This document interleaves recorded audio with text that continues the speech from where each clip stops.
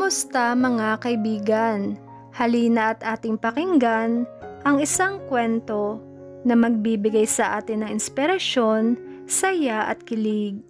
Pero kung bago ka pa lang sa aking channel, pakiclick ang subscribe button, pati na rin ang bell icon para lagi kang updated sa parating pa na upload. Ayokong makita ang kapatid kong hilaw at ang ex mong makapal na mukha. Mariin niya sambit. Anak naman, tatay mo pa rin yun. Kahit iniwan niya tayo, tatay mo pa rin yun. Bakit, Nay? Mahal mo pa rin ba si tatay? Gusto mo ba siyang makita? Ayokong bumalik sa kanya. Joke pa ba yan o totohanan na? Kasi kung totohanan na, kahit buntis ka ay papaluin pa rin kita. Natawa na lang si Karen dahil sa reaksyon ng kanyang nanay. Binibiro lang kita. Huwag po kayong mag-alala. Kung pinatawad mo na si tatay, pinapatawad ko na rin siya. Pero kahit ganun, ay ayoko pa rin silang makita. Masaya na tayo at malapit na rin ako makapagtapos sa pag-aaral. Makakakuha na ako ng magandang trabaho at magkakaapo ka na rin. Masaya na tayo, 'di ba? Hindi na natin siya kailangan, Nay. Mahinahon at puno ng emosyon na saad ni Karen. Sabihin mo sa kanya na pinatawad ko na siya. Pero ayoko pa rin siyang makita. Napangiti si Nanay Divina dahil sa sinabi ng kanyang anak. Hindi niya inakala na napatawad na ng kanyang anak ang ginawa ng kanyang tatay noon. Okay anak, naiintindihan kita. Basta alagaan mo ang katawan mo. Huwag mong pababayaan ang baby sa tiyan mo. Opo Nay, sige po, matutulog na ako. Magpahinga na rin po kayo dahil maaga pa rin po kayo sa restaurant bukas. Sige at mag-inventory muna ako. Matutulog na rin ako maya-maya lang. Saad nito. Hindi inaasahan ni Karen ang pagdating ni Tristan. Nakatayo ito ngayon sa kanyang harapan at may bitbit pa na basket na punong-puno ng iba't ibang uri ng prutas. Nagtatakang tinitigan niya lamang ang kanyang asawa. Karen, kumusta ka na? Masiglang bati nito sa kanya nang may magandang ngiti sa labi. Oh, nandito ka pala. Kumain ka na ba? Ipaghahain na kita. Nagluto kasi ako kanina kaya marami pang natira. Ako lang namang mag-isa ang kumain dahil wala si nanay. Tapos na akong kumain. Huwag ka nang mag-abala.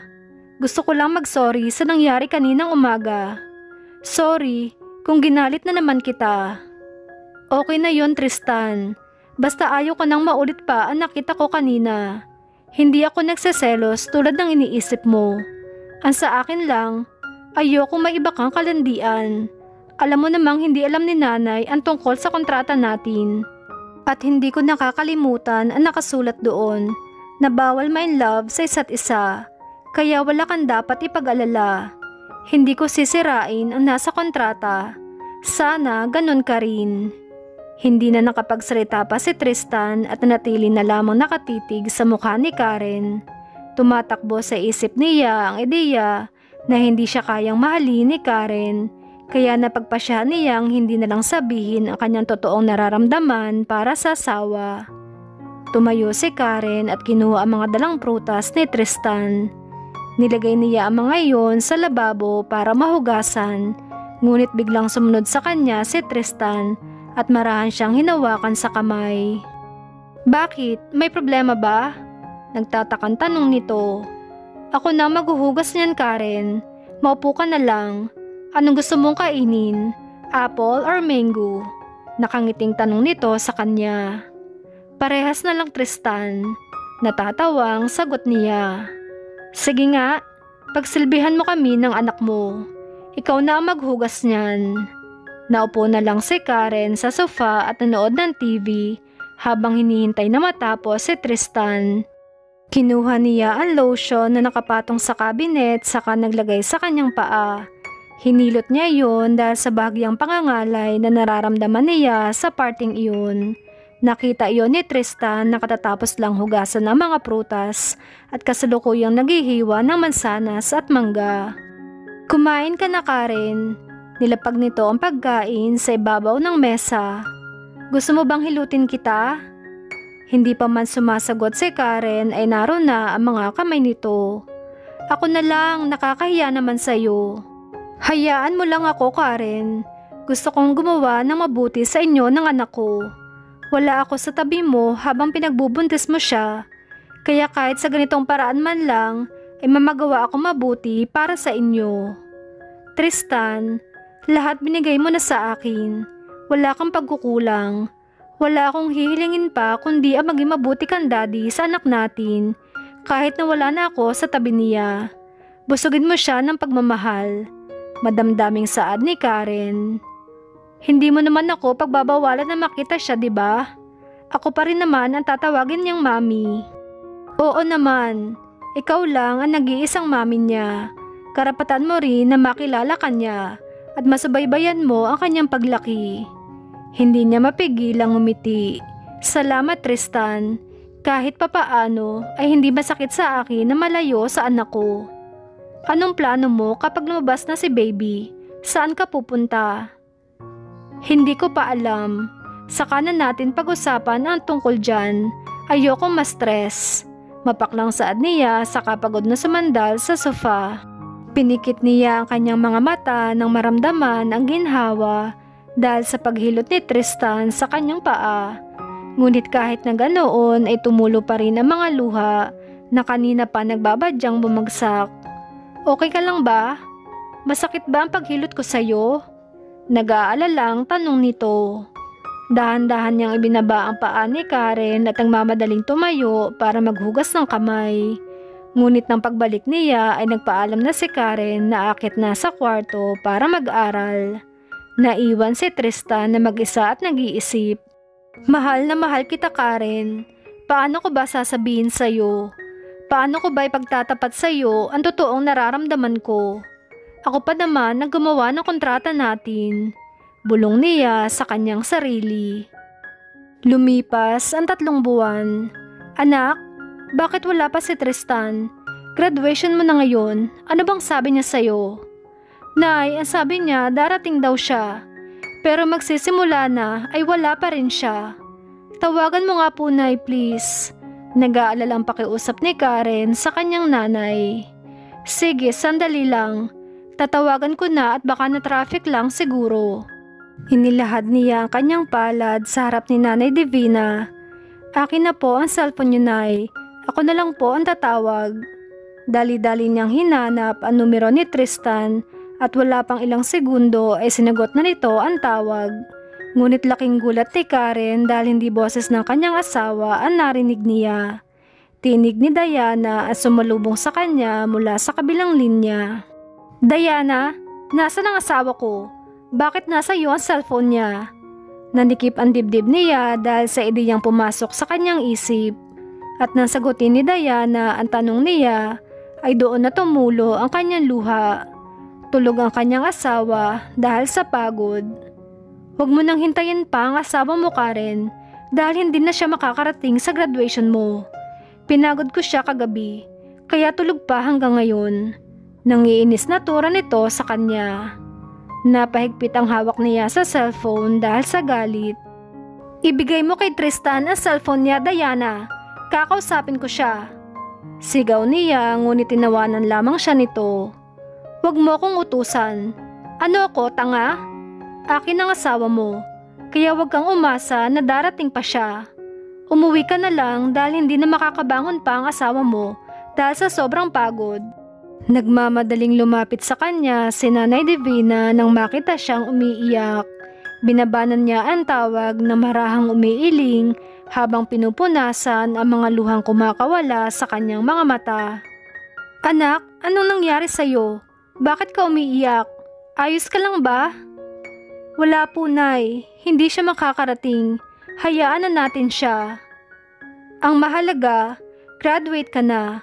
Ito ang pangarap mo, di ba? Huwag ka nang umiyak. Hayaan mo. Kakausapin ko ang asawa mo pag uwi natin sa bahay. Saad nito na nakangiti para paganin ang kanyang loob. Sige na, anak. Ayusin mo na ang sarili mo.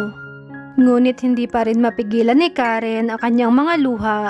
Gumuhit ang kakaibang kirot sa kanyang puso dahil sa mga sinabi ni Diana. Ngayon pa talaga nila ginawa iyon sa mahalagang araw ng kanyang buhay. Kailangan niyang magpakatatag para sa kanyang anak. Diana, nasan ako? Anong oras na ba? Graduation ngayon ni Karen. Sunod-sunod na tanong ni Tristan. Babe, gising ka na pala. Kanina pa kita ginigising eh. Kaso, ayaw mo naman magising. Napabalikwas ng bangon si Tristan nang mapansing hindi pamilyar ang silid na iyon. Diana, kanino ba tong kwarto? Bakit ako nandito? Anong ginawa mo sa akin? Namilog ang kanyang mga mata nang makita na wala siyang kahit na isang damit na suot. Nanlisik ang kanyang mga mata dahil sa galit. Ano bang ginagawa mo? Nagmamadaling pinulot niya ang mga damit na nagkalat sa sahig saka iyon sinuot. Hindi siya mapakali dahil sa sitwasyon nila ngayon. Tristan, relax. Bakit ka ba nagmamadali ha? Natatakot ka sa asawa mong fake? Tinatanong mo ko? Ang galing mo, Diana. Alam mo bang hinihintay ako ng asawa ko ngayon? Graduation niya ngayon, pero nasan ako? Bakit ako nakatulog sa kama mo? Bulalas na iya, ngunit nginisian lang siya nito. Late ka na oh, gabi na. Tinuro pa nito ang bintana kung saan naaninag ang madilim na kalangitan. Kanina patapos ang graduation ni Karen.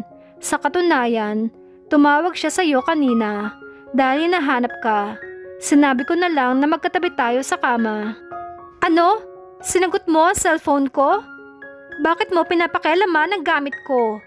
Hindi makapaniwalang tanong niya. At anong sinabi mo sa kanya? Bakit mo sinabi sa asawa ko na magkatabi tayo sa kama? Diana, masasaktan ng asawa ko. Kapag may nangyari sa asawa ko, babalikan kita. Malilintikan ka sa akin.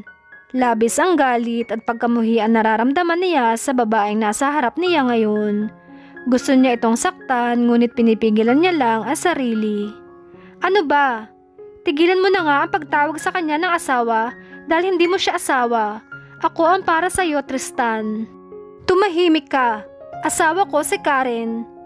Planado mo ba ang lahat para hindi ako makarating sa graduation ni Karen? Ang sabi mo sa akin, nahulog ko sa hagdan at napilayan ka ng paa. Nag-aalala ko sa iyo, Diana. Kaya kahit labag sa loob ko napuntahan ka ay ginawa ko pa rin dahil kaibigan kita. Tapos ganito lang ang gagawin mo sa akin? Ang kapal ng mukha mo, Diana. Sinisira mo kami ng asawa ko.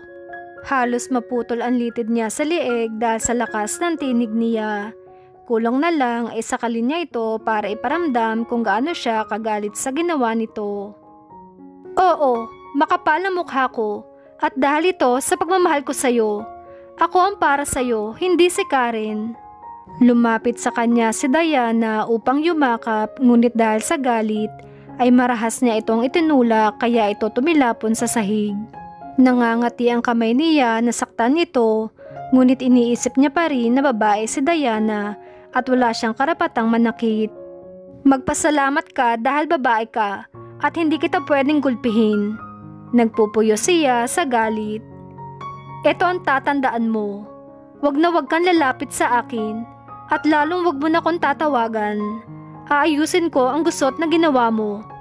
Pero sa oras na magpakita ko ulit sa akin at gumawa na naman ng kwento, wag mo nga asahan na maniniwala pa ako sa mga kasinungalingan mo. Kalimutan mo na ang lahat.